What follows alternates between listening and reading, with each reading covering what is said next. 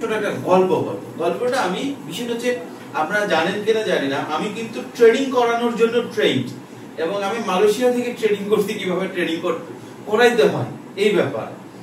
তো যখনই আমরা ট্রেনিং যে কোনো ট্রেনিং করাইতে যাই, আমি প্রথম একটা জিনিস সব গল্প সবাইকে বলতাম, সেটা হচ্ছে এরকম একটা ছেলেকে অনেক দুষ্ট, তাকে ভালো করার জন্য এক এলাকার হুজুর বলল যে তুমি যদি একটানা 40 দিন 5 ওয়াক্ত নামাজ পড়ো, ঠিক আছে, তাহলে সেই ক্ষেত্রে তোমাকে আমি একটা ভালো গিফট দিব। কি দিব? একটা সাইকেল কিনে দিব।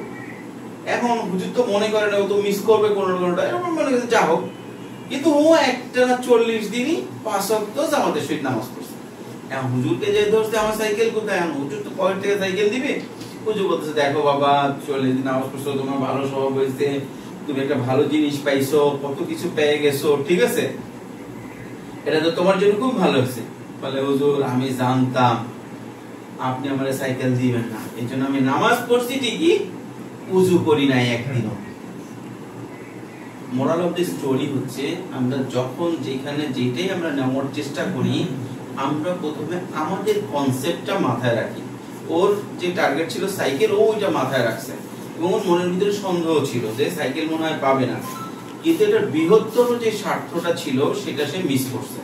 বৃহত্তর স্বার্থ একটা ছিল না, সেটা কিন্তু সে মিস করছে। সে যদি 40 ওয়াক্ত অ্যাকচুয়ালি মন দিয়ে নামাজ পড়তো, সে কিন্তু সাইকেল থেকে বহুত গুণ ইম্পর্টেন্ট জিনিস পাইতো।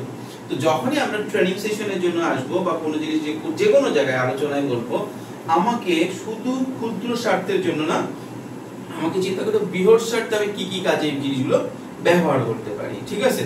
তো আমরা যে জিনিসটা করব আজকে বেসিক গার্মেন্টস এর জন্য, যেটা গার্মেন্টস এর জন্য যে জিনিসটা, সেটা হচ্ছে আমরা গার্মেন্টস এর প্রথম যে বিষয়টা জানবো সেটা হচ্ছে গার্মেন্টস কিভাবে ওয়ার্ক করে, গার্মেন্টস এর ওয়ার্কিং প্রসিডিউর, হ্যাঁ, স্টেপ, ওয়ার্ক স্টেপস গুলো কি, ঠিক আছে। তারপরে গার্মেন্টস এর স্টেপস এর পরে হচ্ছে গার্মেন্টস যেটা রেডি গুডস হয়, আরএমজি যেটাকে বলে,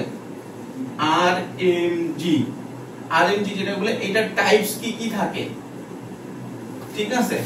তারপরে হচ্ছে বাইং হাউস কিভাবে কাজ করে,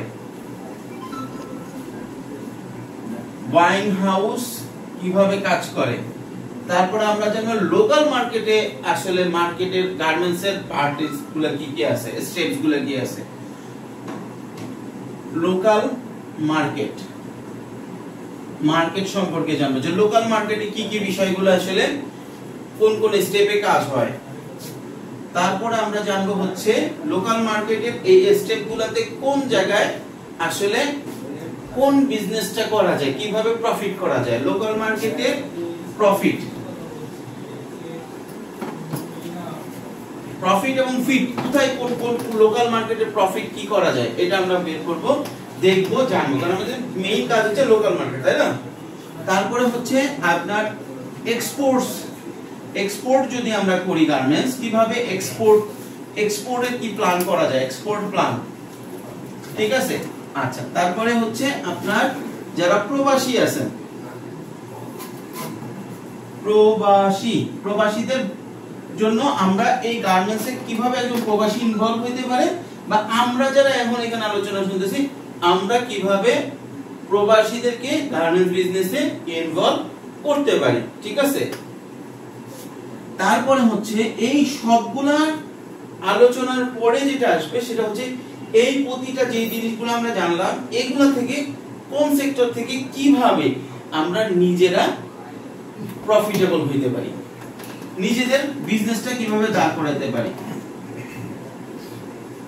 প্রতিটা স্টেপে কিন্তু আমাদের বিজনেস আছে, প্রতিটা স্টেপে আমরা কিভাবে বিজনেসটাকে দাঁড় করাতে পারি, ঠিক আছে।